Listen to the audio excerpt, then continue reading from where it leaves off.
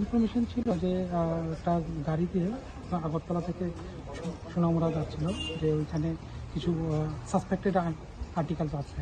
তো অ্যাকর্ডিংলি আমরা বিশ্রামগঞ্জ নাকাতে ওই গাড়িটাকে ডিটেন করি। তো ডিটেন করে এটাকে থরোলি চেক করার পর তখন কিছু মোবাইল ফোন পাওয়া গেছে।